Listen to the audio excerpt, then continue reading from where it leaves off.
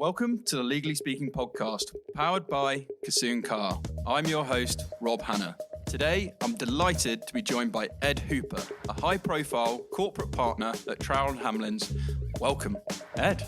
Hello, Rob, and thanks for having me along. This week is called Harvey versus Hooper, Suits Real or Not. So I must start by asking you the all-important question that everyone in the legal community wants to know, particularly as you are a corporate partner in London as well. On a scale of 1 to 10, 10 being very real, how real do you rate the TV hit series Suits? Well, that's a hell of a question to start off with, Rob. You know I'm a fan of Suits. And you know I don't like to sit on the fence. So I'm going to go with 10 being very real. There we go, 10. So we're back to 10. So I think it's only our dear friend James Breeze we had on the other week who decided to give it a 1. And his rationale for that was he's yet to meet a secretary like Donna. Well, you can't argue with that. Donna's a cracking secretary, but I think I've pondered this one in the past, and I think there's a lot of reality in there hidden away. I think you have to search quite hard for the reality. They've removed all the drudgery that one might imagine goes on behind lawyers' offices.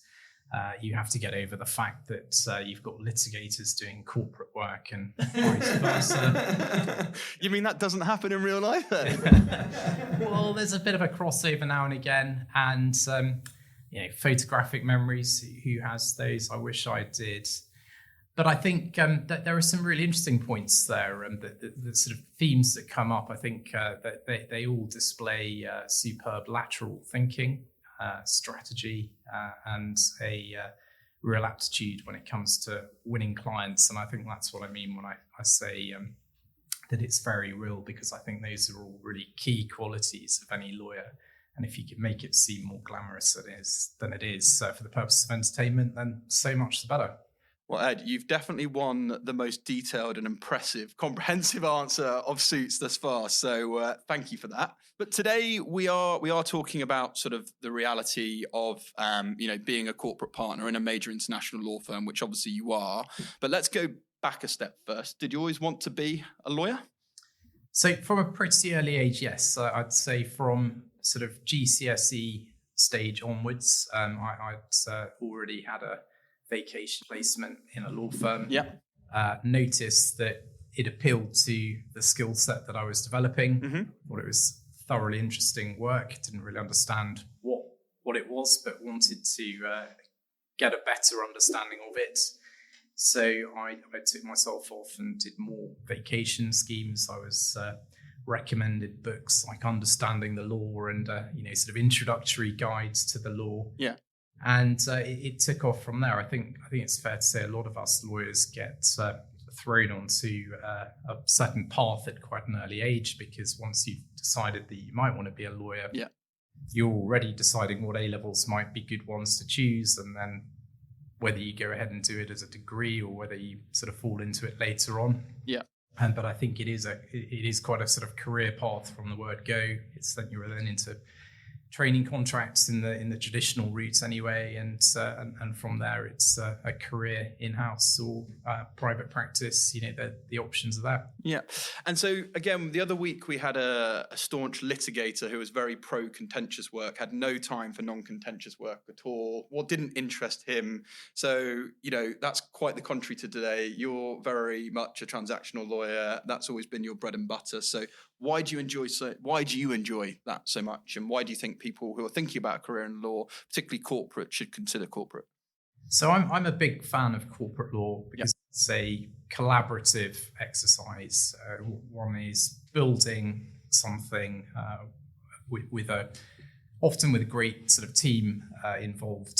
So we're not talking just lawyers, but often in my world, I'm teaming up with investment banks, brokers, accountants, financial advisors, other law firms, great clients, and that package together builds often an amazing product.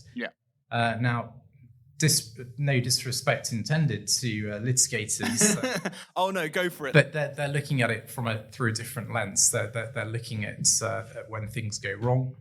Things pivot and they change, but we're always trying to build something. And to be honest, I don't have a great deal of overlap with litigators for that reason.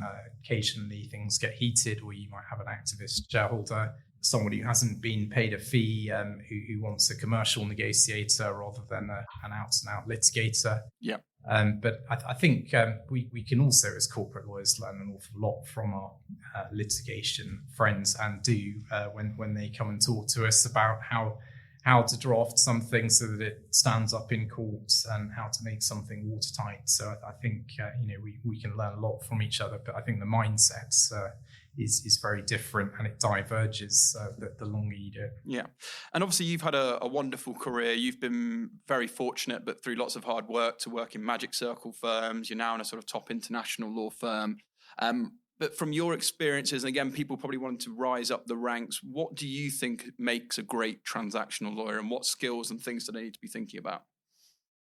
So I think transactional lawyers, I think you develop it over time. I think you can't be learning on the job and gaining the experience through doing it time and time again.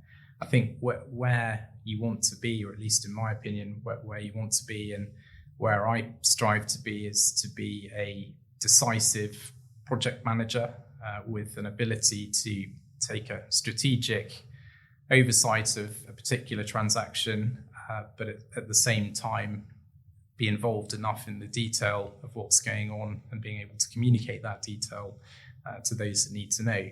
That's a really important point. And I think a lot of lawyers fall into the trap where they forget their clients want to understand the solution. And I think some lawyers who are exceptionally technical may not be able to present the solution in the way that their clients can fully understand. And I think that's, from my experiences, I've seen that, it's a client business as well. You've got to be able to communicate to the clients the way they're going to understand it. That's right. And appreciating that different clients have different aptitudes. So some are very much sort of helicopter view and don't really want any detail at all. Others, won't take your word for it unless it's sort of fully supported. So I think it's having the flexibility to adapt your style to your client, really, on that front. Yeah. And lunchtime, I know that's a big thing for you, as it is for everyone. Are you a sandwich and stay at your desk kind of guy, or are you a depart and dine? And what do you tend to do? So I like the way you've put those. I think it's fair to say a bit of both. A bit of both, okay. I'm going to sit on the fence on this one. And I thought you said at the top you weren't going to sit on the fence. There's a reason I'm sitting on the fence on this one. It's because I've got two roles. So I've got a business development function, and I've got a sort of black letter law function, I suppose. And with wearing my business development hats, it's really important for me to be out and about and meeting new prospects, new clients, and generating new business. Now, that is done in many forms. It can be a breakfast, it can be a coffee, it can be going for a run, it can be having lunch, supper, all sorts of variations, even a beer. And again, flexing to what the person you're meeting is really after, and what they're keen on doing. But that does take me away often at lunchtimes, probably twice a week. I then like to sort of mix up the rest. I'd like to sort of try and find at least one day a week to have lunch with a colleague. We have a partners lunch here every Friday, which I try and attend as much as possible, because you then get a feel for what's going on in the business and the wider space. And it's great to spend time with colleagues, otherwise you might as well be sat at home working from home all day. Which leaves then a couple of days probably in the week where I'm having a sandwich at the desk, feeling a bit miserable, and ploughing through work. Well, I know you're not a fan of walking, but Ed and I actually run together, and I hate to admit it, but he's 10 times better than me in running. He actually can do 10. What's your fastest 10K at the moment? It's sort of 30. Just over. Well, closer to 46. Which is not bad. So Ed and I do try and keep up the running, but I'll give you on that. In terms then of partners, I know you're very collegiate. You always try and bring the best out of the associates that work for you. And, there's a big thing now where it shouldn't just be downward management, but upward management from associates. But what do you think partners can be doing to actually bring out the best of their associates and their team? So I learned a few years back now from my wife, who is a commercial manager, that management isn't just one trick. Yeah. There are multiple ways that one can manage someone. And the really important thing I think to appreciate is that flexing your management style to the person in the team that you're working with is really key. So I think some people like a lot of hand-holding and a lot of nurturing and lots of feedback, whereas others might genuinely appreciate more responsibility and more of a sort of stand-back approach from a partner. And I think that's a really interesting point. And I still think to this day, some law firms are lacking in that. I know it's certainly not in your space and something you are a people person and you really understand that. But I still get the impression from associates that we speak to that it's this way, or you've just got to do it like that and just get on with it. And I think more and more people like you who are building out your practices, doing great things, that are trying to actually really build this more collegiate culture, it just produces better results all around, right? You've seen some real results from that. Yeah, I mean, I think it's fair to say a lot of my generation learned from some quite different managers who had a very different approach that they had perhaps learned themselves, very much sort of do as I say. Yeah. And you were often quite terrified of partners as a trainee. I think these days that doesn't really cut it. It doesn't really work for either the partners or the associates trainees. I think the trouble is lawyers grow up learning to be great technical lawyers, probably at the expense early on of how to be a great manager. Yeah, well said. And what I really like about you, Ed, following your career, it's worth pointing that Ed and I have actually worked together as well. So I'm generally speaking firsthand, one of the most, competent corporate partners I've had the experience of working with. But what I really like about you is your more entrepreneurial way at looking at the law, and you've actually taken risks in your career. And naturally, lots of lawyers are quite risk averse. So do you want to talk about maybe some of your risk you've taken throughout your career and what you would say to people that probably are sat on the fence where they should make a move, shouldn't make a move, and talk about your experience. Yeah, no, that's what I wonder where you're going with that for a minute, because lawyers don't take risks, and certainly when you're advising a client, the clients are there to take the risks. So the lawyer is there to sort of guide them through them and give opinions. But in terms of risks I've taken with my career, I mean, I suppose every move is a risk, both for the person moving and for the firm too. Do you think that's been helpful for the moves you've made? Do you think it's been helpful for you as you've plotted the journey to make partner? Or talk us a bit about that, because lots of people maybe get held up in their current firm. They get a lot of promises, maybe they're on a track and that's sort of ripped away from them. Yeah, talk through your sort of real life experiences of that. I think you have to have confidence in yourself. And I think we're in an age now where a career isn't likely to last the whole time in one firm. Yeah. There are distinct benefits, anyway, in my view, for moving firms to gain a different perspective on how to do things. I think that there is a risk that you get very comfortable where you are in a firm. You know who you need to speak to for which bit of advice. You know how all the operational functions of a firm work, and I think that gives a great deal of comfort. But I think if you're not progressing at the speed that you want to be, if you're not finding the work that interests you, if you're not working with people that are exciting to work with, then these are always quite good drivers to have a think about, take a step back and have a think about whether where you are is absolutely right for you. Yeah. Would you say, because we speak to lots of people, again, going through their careers, maybe there are 2, maybe there are 3 PQE, and maybe they're quite generous and they're saying, oh, do I need to think about specializing now before I get too senior? Or what advice would you give to those people who are maybe corporate lawyers, transactional lawyers at the moment, about when to specialize, not to specialize, how to keep it generalist? So I think you need flexibility, and particularly in these markets. It's fair to say at the moment the equity capital markets aren't singing. Yeah. So having an ability to turn to other areas, whether that's restructuring or M&A, it's always valuable to a firm. So I think I wouldn't advocate specializing too soon. I think the benefits of having a really broad knowledge are clear to see, and actually the more different transactions one comes across as a corporate lawyer, the more one realizes they're all quite similar at heart and the same principles apply. So I think that's what I enjoy. Yeah. Okay. And then on still the building theme, you're a partner. The big part of that is BD and winning clients. We know Harvey Specter's the ultimate closer, but how do you win clients? And what are some of the things that you've been most proud of throughout your career? So for me, business development kind of really clicked into gear at about the time of first becoming a partner.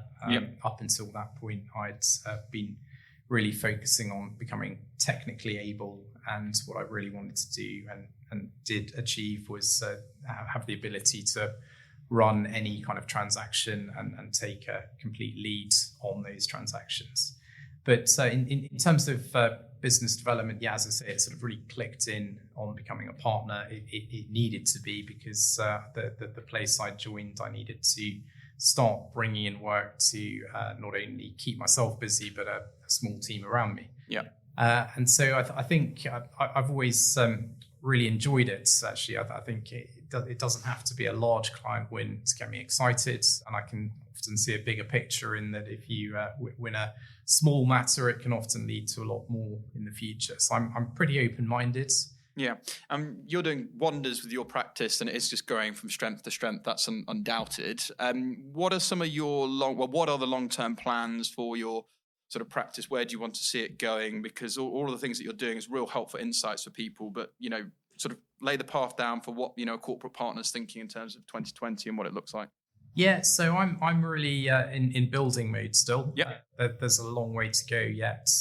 With my brief here, I've been with the firm for 18 months. Was tasked with building up their capital markets practice. The foundations are certainly there, but I don't want to stop at that. I'm really ambitious. I want to grow the team and for it to become a really big part of our corporate offering. Yeah. So I think in terms of the details behind that, what I'm really looking to do is we've got a sort of an open mandate, as you know, to go and find great people to build the team. That can be at all levels, really. So we're quite opportunistic. If it was at partner hiring level, we'd consider it. Yeah. Or anywhere below that, really. And I think that's testament to all the great work you've done. I think, many partners coming in, year and a half in the whole scheme of things isn't a large amount of time, but to get the buy-in from everyone in the firm and to really get behind you and sponsor you, you must be doing something right. Is there any tips for people, back to the people taking risks, and maybe the more senior they get, the higher the risk, the more level of commitments, but is there anything that you found that you've done that has really got people on side within a law firm, or little things you do with internal stakeholders that have really benefited you? I think just being confident helps enormously, because I think as soon as you don't portray that confidence yourself, you've kind of lost your colleagues and probably the people you're targeting as well. Now, obviously, confidence can't just be... You got to back it up, right? There does have to be something there. And I think for me, the amount of preparation, whether it's for a conversation with a colleague internally, or whether it's for a prospective client, or whether it's for an existing client, but you just want to catch up. In my view, you can't spend enough time preparing for those sorts of conversations. And I think, unfortunately, that's the hard work bit, that there's not really a shortcut to it. But having done that groundwork, it pays huge dividends. And that's a really key point for both internal stakeholders and your clients, because if you're really showing you care and getting into the DNA of them and researching and treating them as individuals and really wanting to add value to them, and that goes for miles, right? Absolutely. Yeah. And, you do a lot of work with some interesting, or have done with some tech startups, and, within the world of tech, generally, that's kind of a sector I know you do a lot of work in, but legal tech is becoming more and more of a thing. Yes. What's your view on that? Where do you see, who's embracing it the most, and, where do you see legal tech in the next sort of 5 years or so? Now, I don't want to come across as a Luddite here. It sounds like you might be, Ed, but come on.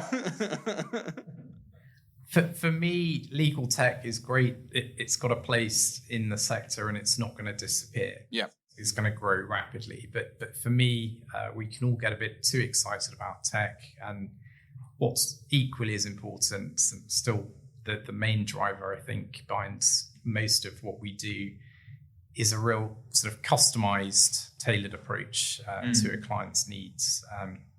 So for me, there's no such thing really as a plain vanilla transaction, and therefore using tech to streamline a transaction that doesn't work in its entirety. Now, the more commoditized the advice being given, the better tech becomes.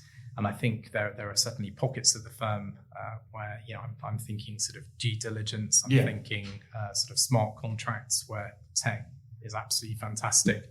But for me, an email and a phone will do just fine, predominantly for the majority of what I'm doing. Yeah. Fair. Well said. Well said. I think we can get ahead of ourselves, can't we? Sometimes this legal tech and AI and buzzwords. But, I think the point you're making there is about really customizing bespoke service. Because if you're going to get instructed and you want to really understand your client, then you can't just say, well, this bit of tech's going to do what it's done for the other 10 clients, because it's an individual case by case basis. And that's your point about relates to the other point of really preparing and really delivering for your clients and understanding them and not trying to be generic and that's it. And if someone can present a solution to me that is going to save time, then I'm all for it. So I'm not knocking that at all. I think there are some really exciting products out there for sure.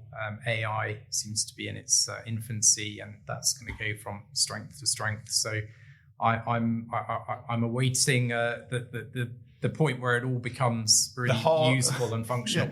The Ed Hooper bot. Watch this space. It's happening. If you could change one thing about your job that you don't particularly like, or you could put a change, what would it be? So that's a tough one, because you're speaking to a man who really enjoys his job. I'm very passionate about it, and I generally try and have fun with it. Yeah. What I have tried to change is over the last 5 years or so, in particular, is really instilling a bit more fun in the day job. It can be quite turgid and quite dry at times, and so bringing your own personality to work, letting that shine through, both in the workplace with clients, I think is really key. No, it's true. And obviously you're always helpful and always wanting to you are passionate, as you say, about the law and to give back to the legal community. And we're grateful for you obviously hopping on today and sharing your insights. But outside of obviously being a regular feature on the Legally Speaking podcast, what other stuff do you do, or do you contribute to, or involved in the wider legal community? So I think it's a great question. I think it's really... That's why I asked it, Ed. full of great questions today, Rob. Well, I've got to do it one week, haven't you? So I think the key with all of this is not to fall into a rut where you're coming to work, sitting behind the desk, bashing out a few emails and bits of advice, and then going home. You need to have a rounded approach to both your sort of client base, your firm, and then I think you're alluding to the fact that also the wider community. Yeah. Basically, the sort of the network you establish over the years. A lot of my sort of trainee friends from times gone by have all gone into really interesting areas of law. Keeping that network going and being a part of something bigger than just your own practice and your own firm is really key. Yeah, and that's a really good point, because that's a theme that's continually recurring on the podcast.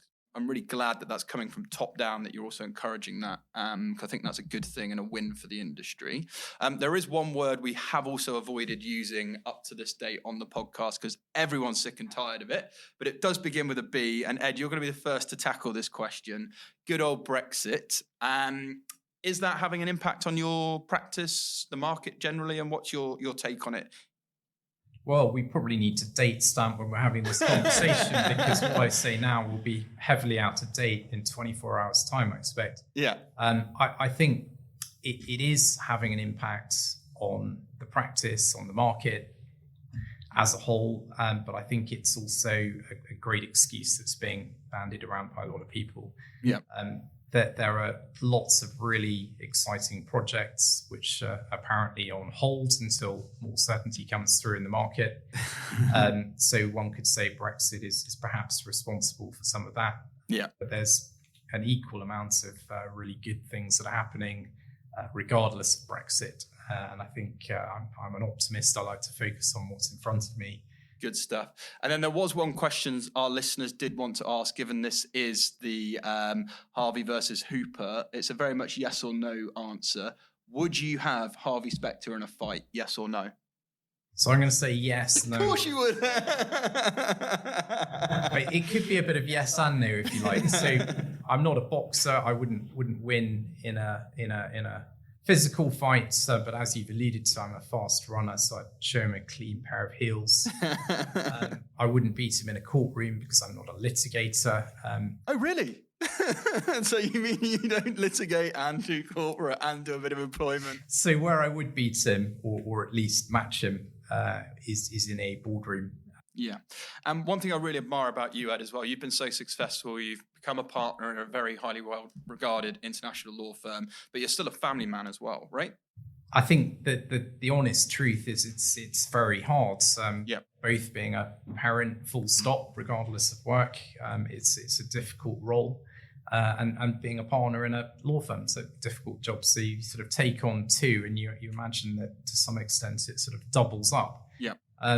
But then we've already established that I absolutely love my job. I can tell you definitively that I love my family a lot more. And you know your wife's listening to this, Hogger. That's more socks for Christmas, though, guaranteed. Yeah, you've got it. So I think what that means is really sort of being flexible in how you approach those two roles. Now, it's a constant juggling act, of course, but I think we are fortunate these days to live in a flexible environment. We do a lot of agile working as a firm. And what I personally enjoy is hanging back in the morning at home, if I can, for a bit longer, in order to catch my kids when they're full of beans. Yeah. And finding pockets of time in the diary that are very much circled up for the family.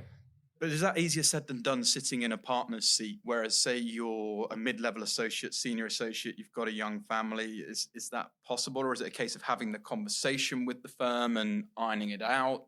Because again, people wanting to aspire to be partners and not seeing it being flexible enough. What would you say to those people? I would say it would be pretty hypocritical, to be honest, if it applied only to partners. So I'm really keen that everyone in my team has the same flexibility, provided that they deliver the same results. Great stuff. And just a couple of questions before we wrap up, and it's kind of on the theme of what we've been talking about here, and it links back to your career and all the sort of moves and risks you've taken. How important do you think it is to find a law firm where you suit the culture to allow you to progress simply over money moves? Because we know the US firms are paying vast quantities of money to associates, and there are trends happening in the London market. But what do you say to that? Well, let's face it, it depends what drives you, doesn't it? If money drives you, then be an investment banker. Yeah, so seriously, if money drives you, then go and find the best pay packet going. Yeah. If you don't like the culture and you're purely doing it for the money, I would suggest that that's not a long-term sustainable move. Yeah. We all as lawyers spend a lot of time at the desk, really throwing ourselves into the profession. And for me, you've got to, the amount of time that you spend doing that, you've got to enjoy yourself. Listen, Ed, it's been an absolute pleasure having you on. Just in terms of outside of work, what do you do to sort of have fun? What do you do to sort of downtime? I think you've promised me a beer after this recording, but what do you tend to do outside of work that keeps you sort of active and busy? Well, I think that's something that I always ponder myself. I think work can at times be all-consuming. At the moment, I have a young family, so a lot of my additional time very much belongs to them. But I think it's really important to take time out for yourself and focus in on a few things that you enjoy. For me, that's staying healthy and keeping fit. So going for a run, if you can do it with friends, so much the better. Yeah, just had to drop in the running that he's better than me again, didn't he? Ed, listen, once again, thank you so much. I think that's been really enlightening in terms of the Harvey versus Hooper. People can leave it to their own assumptions whether they still think Suits is real or not. It'll be an ongoing debate for the rest of this season, but thanks very much, and over and out. Pleasure.